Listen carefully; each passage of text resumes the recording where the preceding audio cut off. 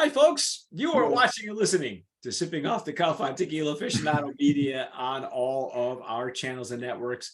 Thanks for tuning in. I'm Mike Morales here in the heartbeat of the San Gabriel Valley in Southern California. That gentleman out there is Dave Dinius, and I'm not that far from the ocean in Vista, California. Yeah, he's a beach bum now. Almost.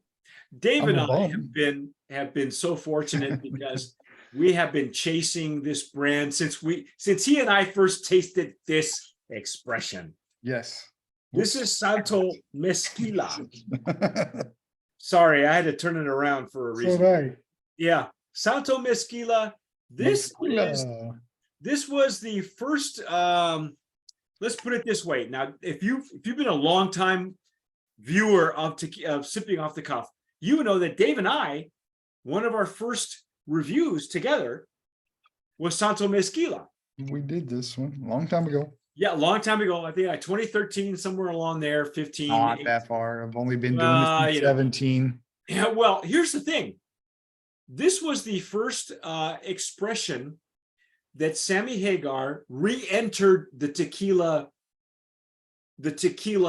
realm, and this was after he sold Cabo Wabo to Campari, the Italian company Campari, and he teamed up initially with Adam Levine of Maroon 5.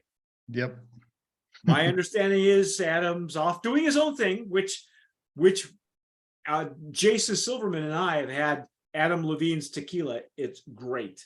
All right, but it's a whole other animal. He must have learned something from Sammy.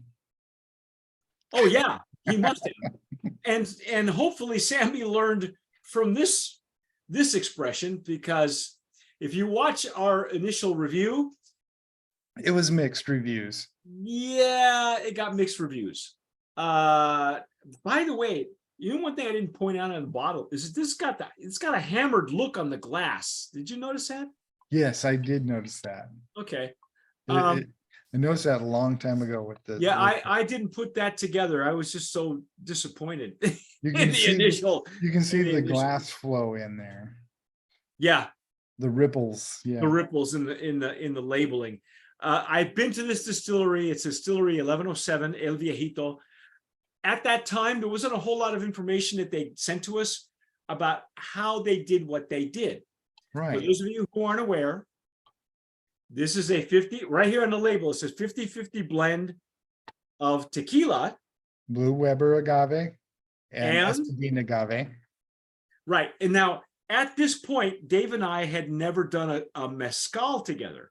Nope. So Dave really didn't have a lot of experience with mezcal.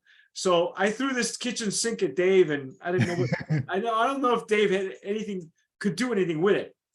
I understood that it's unusual to see Guy Fieri on this, but I guess he's now taken over this expression along with the other two by Sammy, by the Blanco and the Reposado. Yep. So since the PR company made this happen, we're going to revisit Santo Mezquila. We're going to revisit it. See if we like it. Much to my chagrin. So here we go. It's an 80 proof, folks. Here's the thing I will tell you. This was ahead of its time, because at that time, there was no category for agave spirit, which is now an official category according to the TTB, which is the tax Tobacco and Tax Trade Bureau, which is the organization, the government organization responsible for issuing your label, which has a for those of you in the business, you understand what a cola is, as in Coca-Cola. To get a label, you don't call it a label, you call it a cola, and I forget what it stands for, but that is how you get your label. You all have to go through the TTB, and now the TTB has a category called agave spirits, so everything can come in through there. We have had agave spirits from South Africa, from Australia, from New Zealand, from Mexico. All right, they can come in Ohio. Now as a spirit, and anyway, I'm going to use my Stasso Jarrito for mezcal I guess mine too. because I don't know what to expect again. Already poured it. Yep. This is it's an 80 proof. Now, if you remember our initial review, if you haven't, go back and find it. You can find it on our website. I think I might have to go back and review it too. Yeah, well, I distinctly remember it because it was the first. It was number one, the first celebrity who had successfully sold his tequila, and then successfully come back to the industry with a hybrid. Yep. Right. Yeah. And I don't know who gave him that idea. I don't know why. And I didn't know why he picked that distillery the way he did. I understand now, several years later, I get it. But I still don't know. I still don't know who's in charge of blending this baby. So anyway, here we go. I poured some in that Stasso Jarrito for mezcal. Legs and tears are generally the way they've been with the other expressions. They're there, but not as good as the other two expressions. It wants to stay lower. It doesn't want to go up. Well, I mean, to be fair, too, we have a shorter glass. The Jarrito for mezcal. I'm swirling it way up there, and it's got a shorter. Doesn't want to do like. It's not streaming like Netflix for you, huh? It's staying more close to the liquid level. Okay. Whereas the others were way high. Now, again, this is a blend.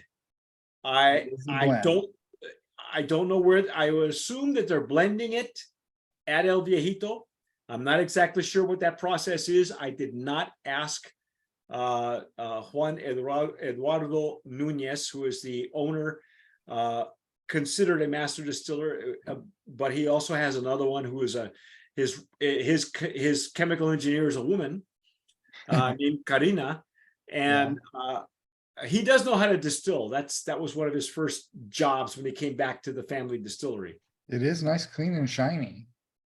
Yeah, you notice it's more mercurial than the other two. It's like it's really shiny. It is. And you and I have had several mezcals since then. Oh yeah. So it's very reminiscent of the mezcal versus the tequila, in my opinion, the way it looks.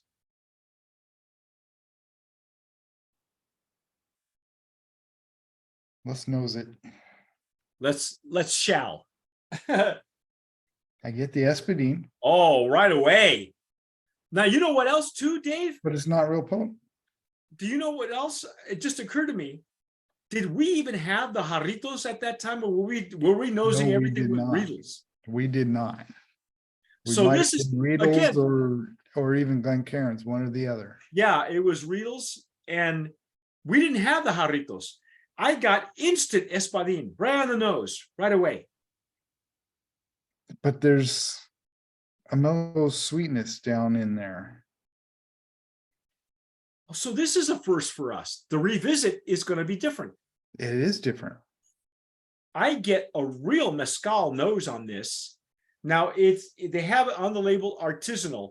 In order to be considered an artisanal mezcal, it has to pass certain stipulations. One of which is that it needs to be fermented with fibers. It can be shredded or it can be macerated with a taona. Right. Okay. And distilled in copper. So it's not ancestral. Ancestral is something completely different. No metal touches the juice or the fruit, literally. Okay. No metal at all. So it's all rocks and ceramic. All right.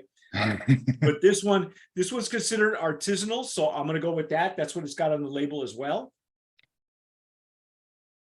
See, the Espadín nose is beautiful. It is, but it's not as potent as a straight Espadín. No. Which makes it nice. Yeah. And if you wouldn't know what to look for, you wouldn't even know that this was Espadín. It smells fruity, a little bit of the flower sometimes. It is floral. That's one of them I'm getting. But you're right. at the bottom of the glass, it's much more, it's denser. I'm getting a lot of tropical fruit though. Yeah. We didn't get any of this. Kind of floral, fruity, and it's like, We didn't get any of this the first time around. None of this. I can't even remember. I'm gonna have to go back and visit the video, but I'm gonna have to too. I remember the flavor profile. That was the one that really hit me the most. But it didn't have this nose. We didn't detect, which goes to show that the Riedel has just completely been outpaced by what is now available on the market. This is a very pleasant nose. And it's really changing as we're going. Yes. I think the alcohol is a bit more pronounced, but I'm getting more denser. You know, you and I recently just did Cosijo mezcal. Yeah. And Cosijo had a beautiful nose. Yeah, that was wonderful. That was wonderful, right? Yeah. And we had, even after this, Dave's first mezcal was Morales mezcal, which not the greatest mezcal to cut your teeth on. Poor Dave. I feel bad because I kept throwing these kitchen sinks at him and like, you know, come on, let's go. Yep. It is 80 proof. Yeah, but it's playing really nicely with whatever. Are we getting any blue agave notes is what I'm wondering. I think that's a little of some of the sweetness that I don't think that's the espadine. I think that there's some sweet notes in there, and I think that's coming more from the agave. So maybe the fruitiness that we're getting, like the tropical fruit, might be from the blue agave.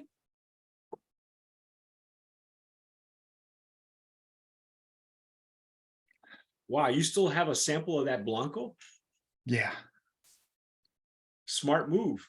No, but you're going to get night and day though, because obviously, if that were the initial Blanco that's been blended with the mezcal takes precedence, and the Blanco would be a secondary aroma. And like I said, some of the sweetness is coming from here. Huh. On top of a mezcal smokiness. That's the espadine. I'm definitely getting more espadine notes.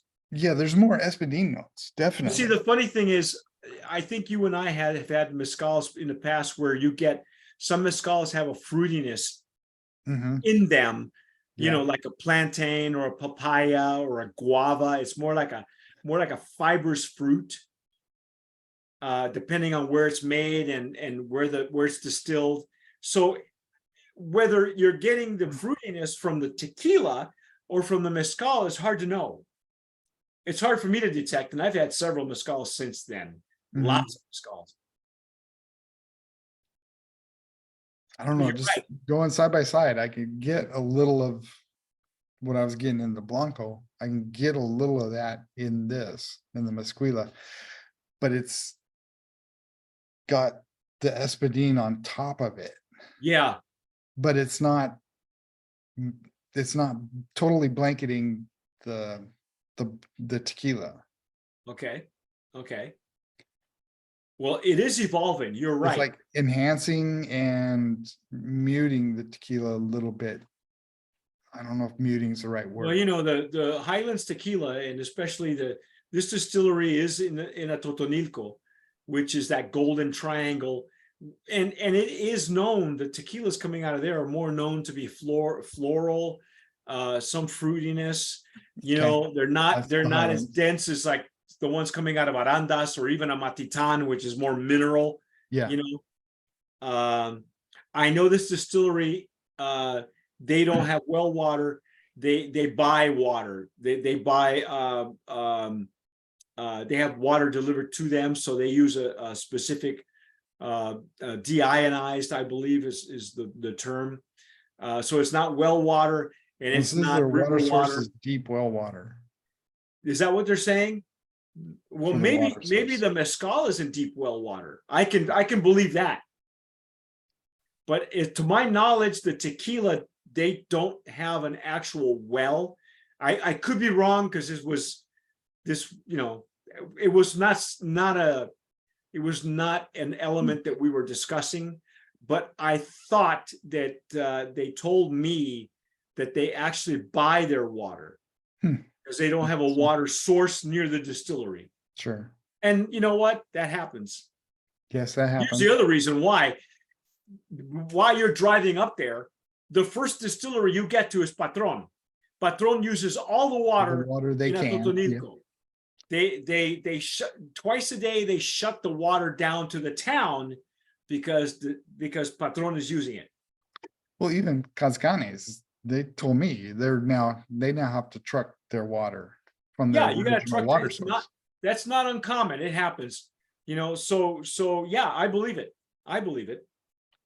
Now, one thing I remember from the review before was that it was constantly changing. Yes.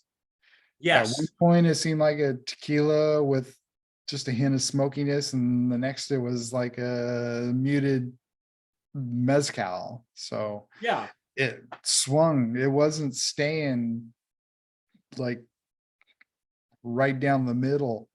It was going from one side to the other, just kind of it was meandering along. The term I think I used was it was clashing. It was clashing like a mixto, and from the same pour. That's the other thing too. It wasn't like from pour to pour. Yeah. From the same pour, it was clashing from sip to sip. It's like the more oxygen that got into it, the more it would switch. Let's taste it. Let's taste it. What the hell?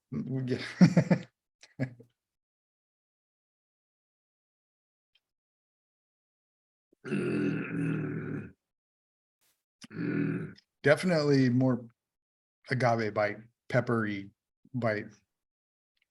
I had that nice little sweetness right on the front of my tongue, and as I went back, it just burst into agave spiciness with a little hint of smoke, kind of what's that?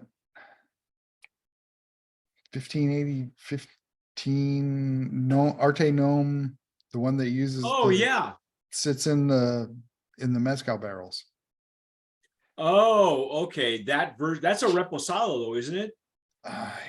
Shit. Let me grab it real quick. Okay. No, let's do it. You know what? We may as well compare, folks. This is a revisit. I was not very impressed by the first time around. The 1123. Okay. It kind of has that little smokiness that this one has, and they just rest it in the mezcal barrels for a little while. No kidding. See, now this one, it does coat your palate like a mezcal. Yeah. I will say that for me, it went in, and as I was clearing my throat, it sounds like I'm clearing my throat, but it's a retronasal technique. I'm trying to get what I miss on my tongue. Sometimes I can get the gas molecules to come back up in the retronasal in my nasal passages. And I got tequila. Mm-hmm. I got some Blanco tequila, but just briefly. And then it was overcome by the mezcal. I had it going in. I could taste the up front, and then as it went back, it went to mezcal. It went to mezcal, exactly. And the finish is long. This is a long finish, man. Wow. I'm surprised.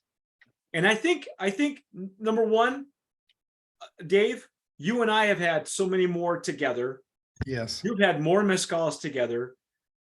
Technology has changed. Technology has definitely changed. And the glassware changed. We didn't have the jarritos. No, we didn't. They didn't exist. And I said in my initial review, I said, you know what? I'm not a fan because it reminded me of Hornitos as a mixto. And I told the story of how the last time I had Hornitos, I was in Colorado.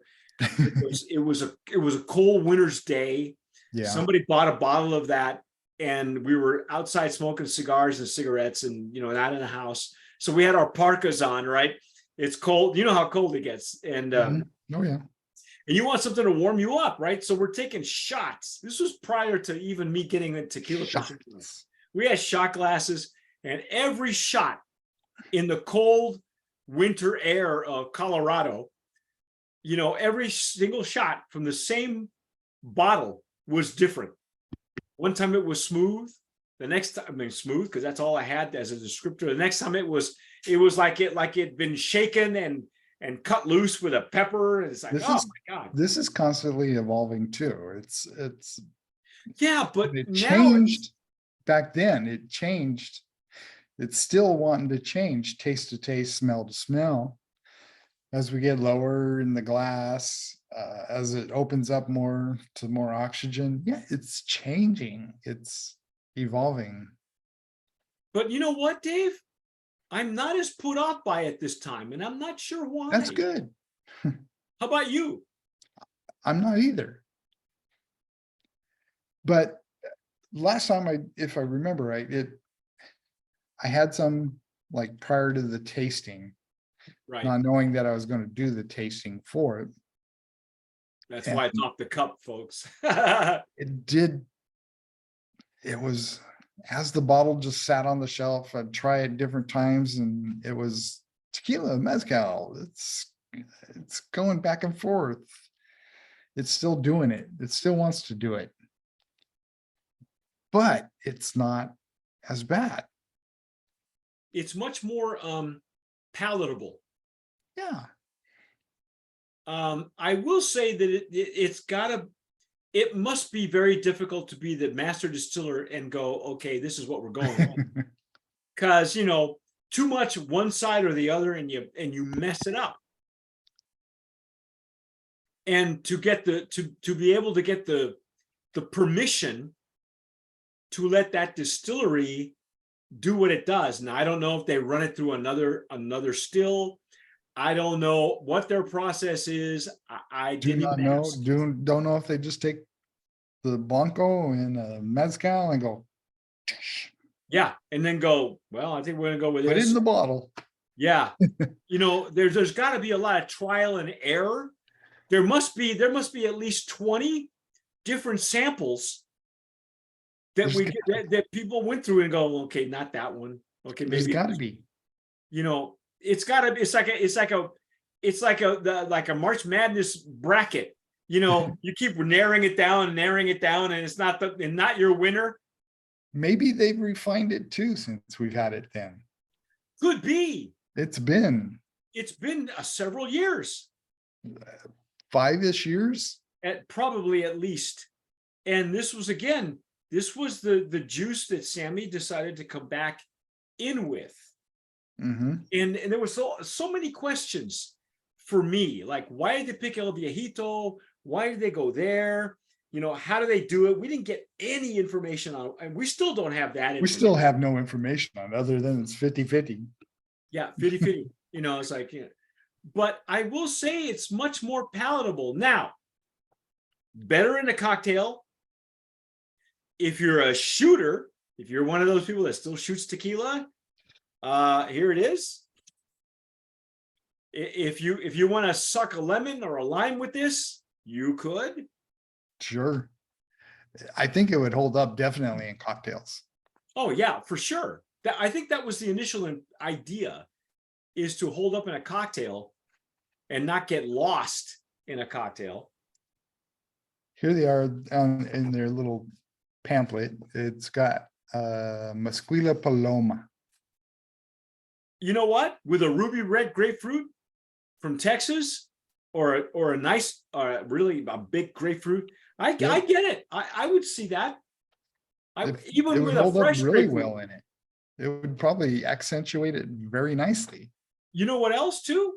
You know how back then we weren't doing cocktails with mezcal. We weren't doing ranch waters, had never been heard of before, unless you were in Texas.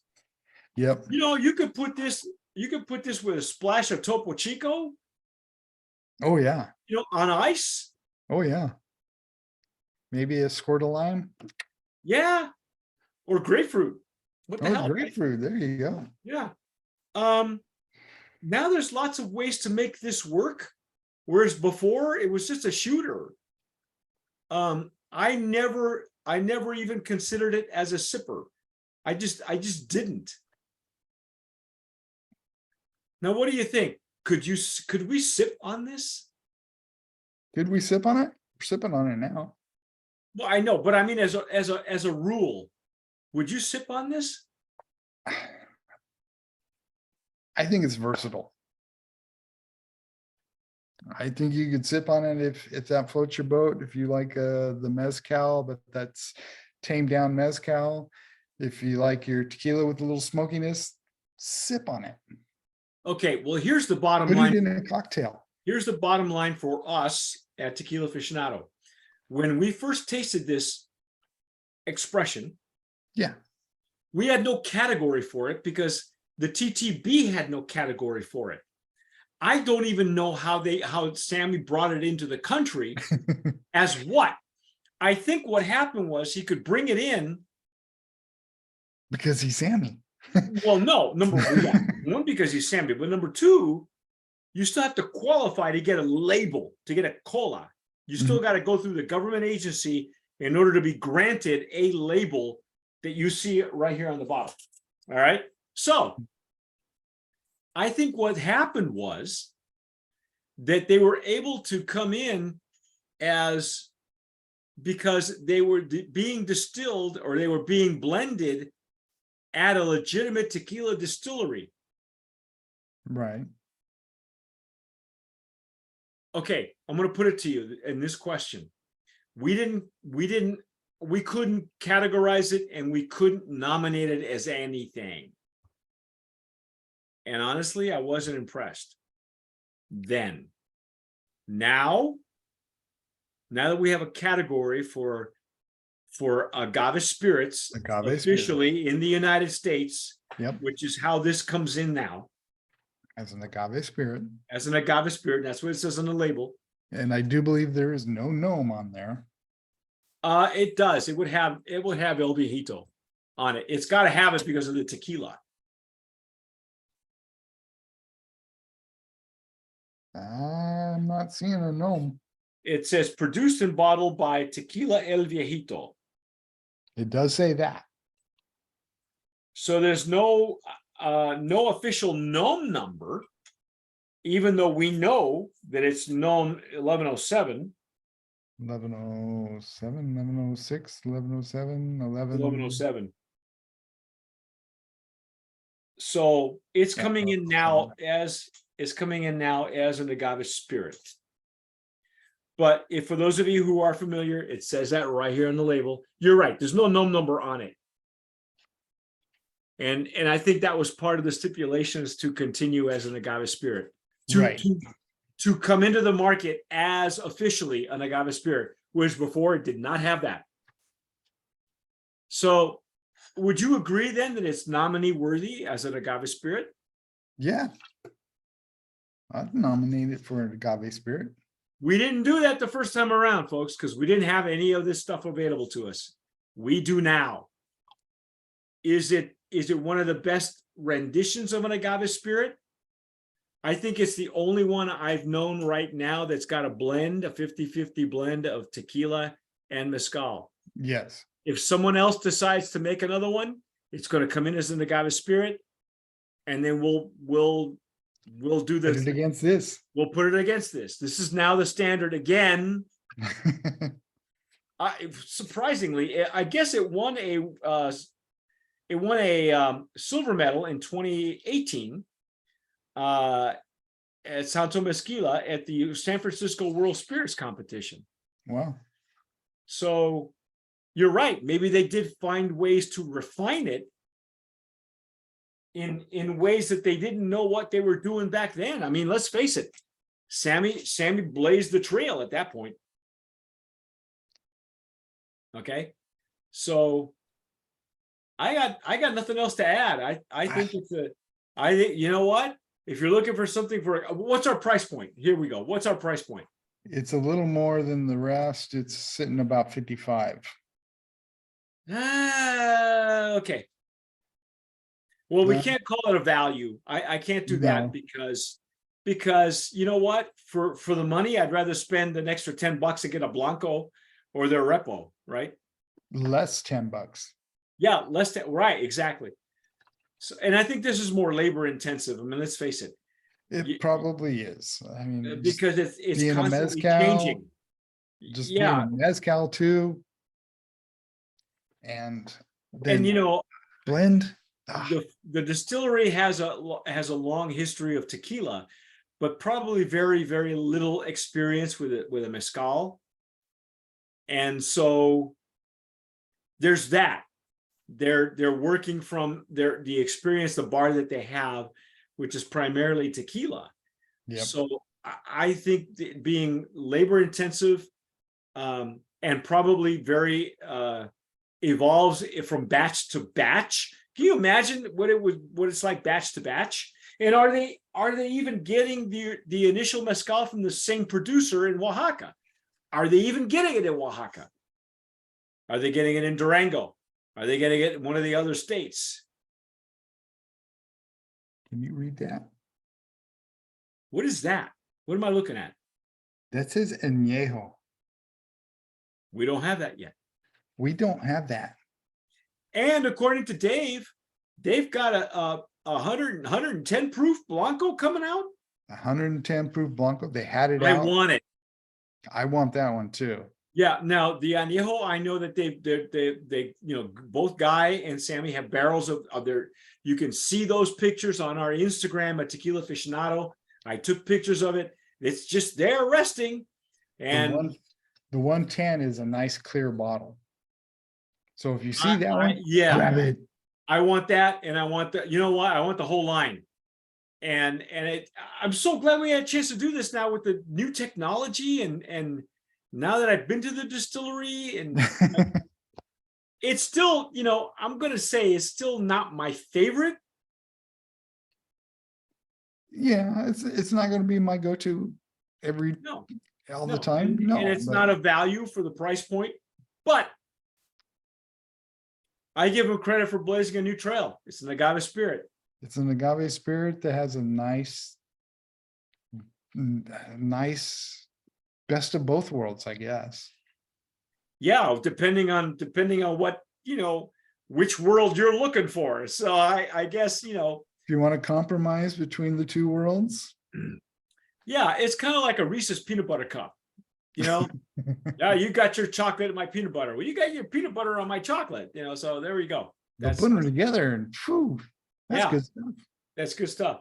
So that's our take, folks. I know we took a little bit longer, but it was worth it because this was a revisit. If you're not familiar with the original version of what Dave and I tasted, go back, look it up on our YouTube. You can look it up on our website as well, tequilaaficionado.com. But that's our take.